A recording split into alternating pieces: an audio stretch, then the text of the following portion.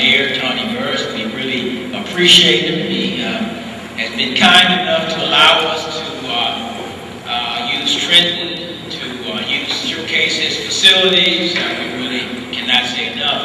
And during the question and answer period, I want you to ask him, he was our first, and ask him what the heck was he thinking about.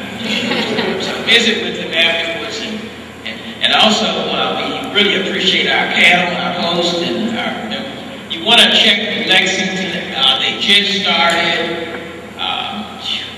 You may want to ask him to see his pictures. I mean, it's been overwhelming. The response has been just spectacular. So thanks to our host. We'd like to thank our team. Look for the green gurus. You'll see them on some of the shirts. Look around, thank them. They did a beautiful job. My lovely wife, and really my marvelous. Thank you all for participating. But mostly, we'd like to thank you all for attending. This is what it's really all about. And so, thank you all for stepping out and doing it. Very shortly, we will have question and answers, and you will have wasted your trip if you don't ask these people questions. So please, I encourage you to do that. We won't even have a test because you're going to ask the questions.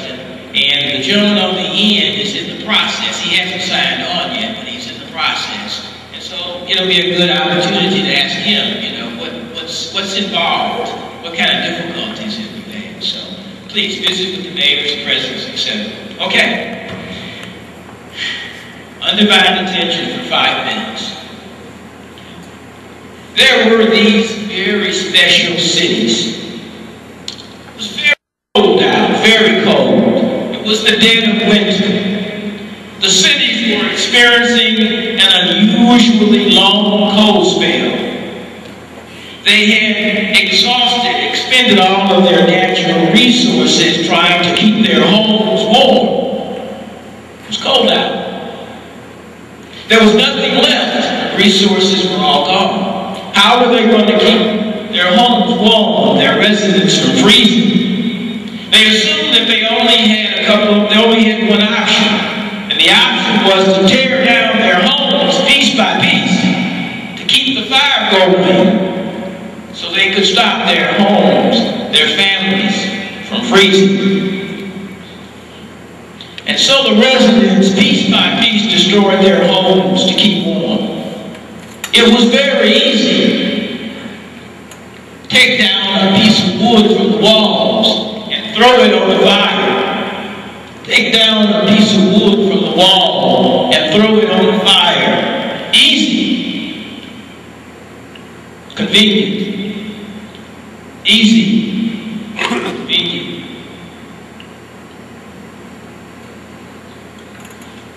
Most of the homes in the cities were disappearing. All that was left in the cities were homes with a couple of rooms remaining. But the weather was still very cold. It was still the dead of winter. They were still experiencing a very long cold spell. We don't want to talk about climate change. In the process of tearing down their homes, they discovered this axe. They could continue to tear down their homes until they were all gone, or they could pick up this one axe, share it with one another, and with some effort go out into the cold and cut wood to keep their families warm and save what remains of their homes.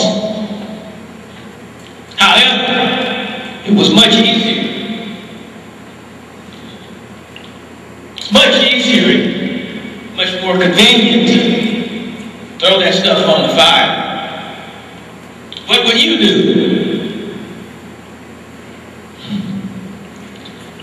One of the leaders stepped forward, put on all of his stuff, all of his garments to protect him from the cold and the naysayers. It ain't gonna work. Excuse me, it's not gonna work. It's cold out there. You don't know what you're doing. It's easy and convenient what we're already doing. Why do we want to change? So the leader puts on his stuff, picks up his axe, and goes outside and finds a tree.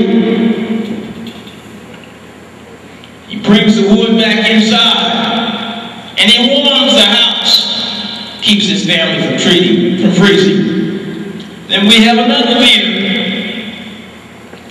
who puts on all of his stuff, goes outside, finds a tree. He comes back in and warms the house and protects his family. Then we have another leader. She puts on all of her stuff, goes outside, finds a tree, brings it back inside, warms her family. Then another, somebody else is watching, another leader. Pretty soon these certain cities are nice and warm. Eventually they start to rebuild what they torn down.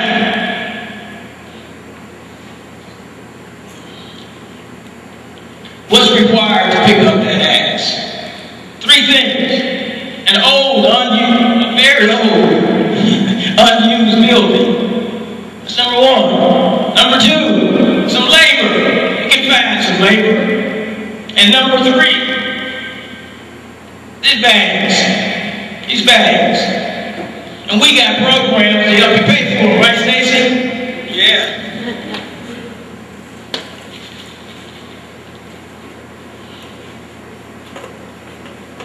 This is the new axe. We can do what is easy and convenient, or when called upon, we can take the new axe and do what's right and help us start a movement. Thank you.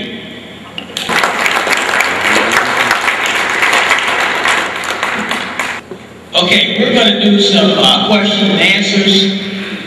So I think you guys know everybody that's at the panel. And so if you have any general questions, this is a good time and just direct them to anybody. So may I have, let's see, where's Carruthersville, Missouri? Okay. Are you guys in the process? Are you thinking? Where are you? We're in the same situation that Google? for reducing our saving money first. Oh, okay. And trying to get our people to understand the necessity of exactly how to go about it. So we're ready to get information. Very good. Okay. Okay, give us a question. Anybody have a question so far? I know me. Okay. And where are you from? Sam Logan, Dean students at Landfills University. All right, Landfills University. Okay. I'm here with a couple of students who are starting or attempting to start recycling program on campus. Great learning experience, but also doing the right thing for students. And one of the challenges that we're facing right now is labor. Is the 4th item on your list. Very well about that. And my question is for Bert. Where does your labor come from in your institution? Now, our enrollments are all actually pretty similar these days. So where does your labor come from? I'm here, if I may. We contract with a cleaning service, and the person that was taking all of the trash to the dumpster has now been trained to take the recyclables to a certain area of our building, and we provided them with a place to put that. And so he and some team members of his have been trained to take recyclable lunchables and garbage to the dumpster.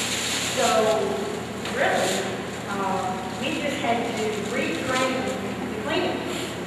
What they were doing was everything. Now they're separated. But as far as who's putting what where, our students, through guidance of our program, as well as their instructors, are watching who's putting what where. We still have trash receptacles in all the rooms in the college. But we also have recyclable containers in all those rooms. And yes, sometimes they get it the other students that will correct, whoa, don't put that goes here, that goes there. Because everyone is cross-training each other. So and that was my fear, who's going to take care of it? My real director of sustainability is here, Ann Rager, who's not only a graduate school, but employed by the college for over 10 years, and she really took the ball and ran with it. And at first it was slow, but we enticed our group, for a contest out of it, had each class that recycled the most in the term had everybody wanted to. So everyone was trying a little bit harder. The student center is probably the most difficult place, but the students are policing the students. They're helping. No, don't be there, do here, and stuff. So.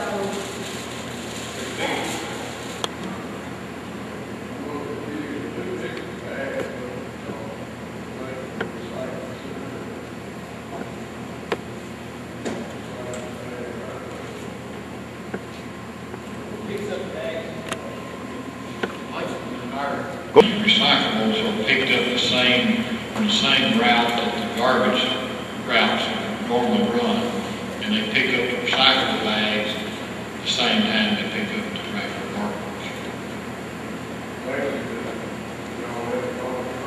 Yes, we do not contract our garbage because we do our. We do it just a little bit different. We have three what we call street trucks who they run our streets 3 times a week to pick up debris, furniture, anything that's on the curb. They were doing that 3 times a week on Monday, Wednesday, and Friday. Now they're actually running 5 days a week, but on Tuesday and Thursday they're picking up nothing but recyclable materials. Just at home, I take,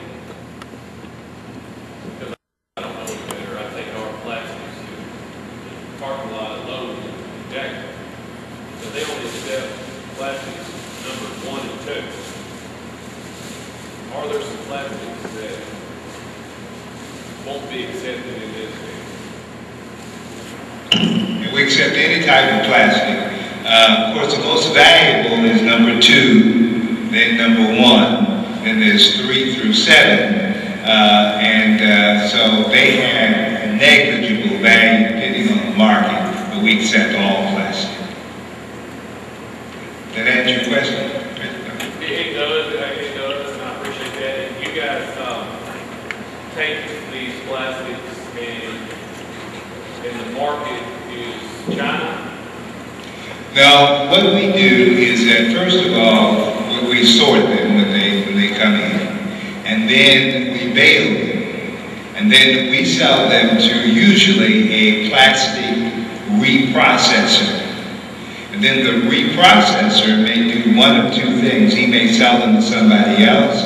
He may turn them into half pellets, and then they're used in other products.